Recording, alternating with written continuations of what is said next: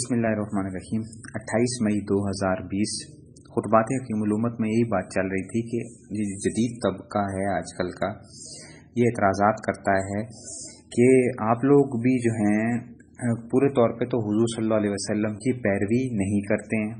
کہ آپ جو بوٹ پہنیں گے، آپ جو دوسرے کپڑے وغیرہ جو استعمال کرتے ہیں حضور صلی اللہ علیہ وسلم کے زمانے میں ایسے نہیں ہوتے تھے،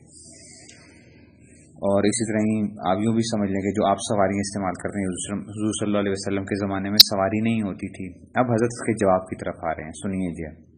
لیکن یہ شبہ بھی ہوائے نفس کا ایک پیچیدہ جال ہے۔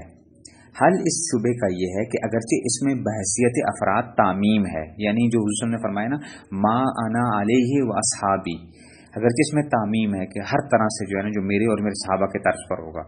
اور ہر چیز اس میں داخل ہے، لیکن پھر بھی ایک قسم کی تخصیص اس میں موجود ہے، جس کے بعد مقصود اس جملے کا یہ متعین ہوتا ہے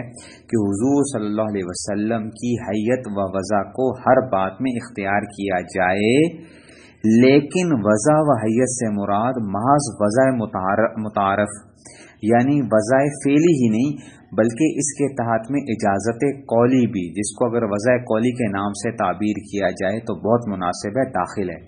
یعنی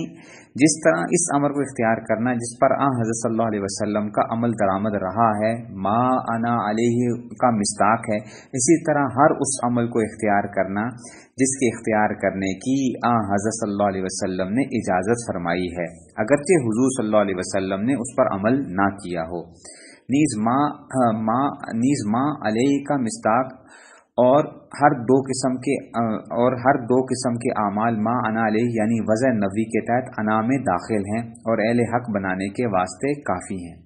لہٰذا حضرت صلی اللہ علیہ وسلم نے اگرچہ اس قسم کے انگرکھے اچکنے جوتے نہیں پہنے اور اس قسم کے کھانے پلاؤ زردے نہیں نوش فرمائے، لیکن اس قسم کے توسعات کے حاصل کرنے کی حضرت صلی اللہ علیہ وسلم نے اجازت دی ہے، جس کی سب سے بڑی دلیل یہ ہے کہ یہ مسلم امر ہے کہ صحابہ رضی اللہ تعالیٰ عنہ سے بڑھ کر کوئی ما انا علیہ پر عمل پیرا نہیں ہو سکتا، بلکہ صحابہ کرام رضی اللہ تعالیٰ عنہ نمونہ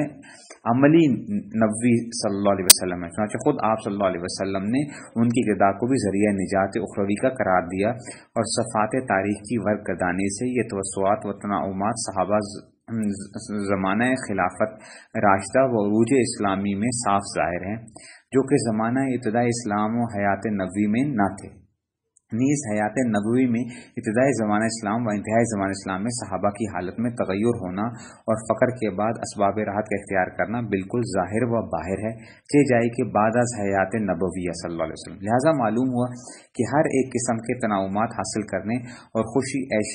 عیشی کے اسباب اختیار کرنے کی بشرطے کے حدود شریعہ میں داخل ہوں اجازت نبوی صلی اللہ علیہ وسلم سنت قولی سے ثابت ہے، لہٰذا اس پر عمل کرنے کے بعد بھی فرقہ اہل حق میں شمار کیے جانے کے مستحق ہیں، اگرچہ سنت فعلی و خاص طریقے عمل صلی اللہ علیہ وسلم کا یہ نہ ہو۔ لہٰذا جو کہ روٹی کھانا سنت ضرور ہے اور اس پر عمل کرنا اعلیٰ و افضل اور بہت خوب ہے، اور اگر ممکن ہو اور وسعت میں داخل ہو، کیونکہ ہر ایک سنت پر عمل کرنے کا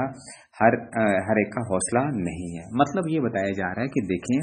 اگرچہ حضور صلی اللہ علیہ وسلم نے فعلی طور پہ ایسا نہیں کیا، ایسے کپڑے استعمال نہیں کیے، لیکن اجازت قولی موجود ہے کہ حضور صلی اللہ علیہ وسلم نے ان چیزوں کو منع نہیں فرمایا ہوا، کہ اگر حضور صلی اللہ علیہ وسلم نے ایسی چیزوں سے منع نہیں فرمایا ہوا، اگر اللہ تعالیٰ نے کسی کو وسعت دی ہوئی ہے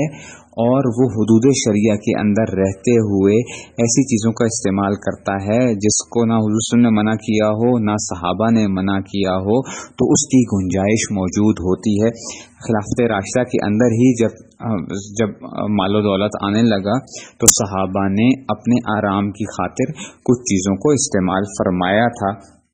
تو جب وہ چیزیں داخل ہو گئی ہیں اور حضور نے خود فرمایا کہ ما انا علیہ و اصحابی، یعنی جس پر میں ہوں اور میرے صحابہ، تو صحابہ نے اس پر عمل کیا ایسے، تو اس لیے اگر ہم آج اپنی سہولت کی خاطر کسی چیز کو استعمال کر لیتے ہیں تو اس کی گنجائش ہے۔ اب یہ لوگ جو ہے نا یہ کہتے ہیں کہ اچھا پھر آپ دوسری چیزوں کے، تو ہم یہ کہتے ہیں کہ غیروں کی وضع اختیار کرنے سے حضور نے منع فرمایا ہوا ہے، تو اس وجہ سے ہم منع کرتے ہیں کہ جی غیروں کی وضع آپ اختیار نہ کریں، کہ جن کا تعلق صرف غیروں کے ساتھ ہے، کفار کے ساتھ ہے، مشرکین کے ساتھ ہے ان کی وضع اختیار کرنے سے منع کیا گیا ہے۔ تو آج اگر کوئی بندہ جو ہے وہ کوئی گاڑی کو استعمال کرتا ہے تو یہ گاڑی کا استعمال صرف یہ نہیں ہے کہ یہ صرف کافروں کے ساتھ خاص ہے، مسلمان بھی استعمال کرتے ہیں اس چیز کو، ہاں، لیکن وہ لباس، وہ چیزیں جو خالص کافروں کی تھیں ان کو پھر بھی کیا کیا جائے گا؟ منع کیا جائے گا، ان سے منع کیا جائے گا۔ اور اسی میں آج کل کا مسئلہ یہ آ جاتا ہے کہ جو پینٹ کا جو مسئلہ ہے، پینٹ کے اندر اب یہ نہیں کہا جائے گا کہ مشابہت کا وہ معاملہ نہیں رہتا، کیونکہ مسلمان بھی اب اس کو بہت استعمال کرتے ہیں، لیکن ایک زمانے کے اندر پینٹ جو تھی وہ صرف اور صرف کفار کے ساتھ ہی خاص تھی، مسلمانوں کا وہ نہیں ہوتا تھا۔ لیکن اب کیونکہ وسعت آ گئی زمانے کے اعتبار سے، تو اس لیے وہاں پہ ایک گنجائش کا پہلو موجود ہے اس کے اندر سے، اگرچہ پھر بھی جو ہے بندے کو کرتا وغیرہ استعمال کرنا چاہیے۔ تو یہ چیز ہے، اس کو سمجھنا چاہیے انسان کو۔ اللہ تعالیٰ ہمیں جو ہے صحیح سمجھ نصیب فرمائے۔ واخر دعوانا الحمدللہ رب العالمین۔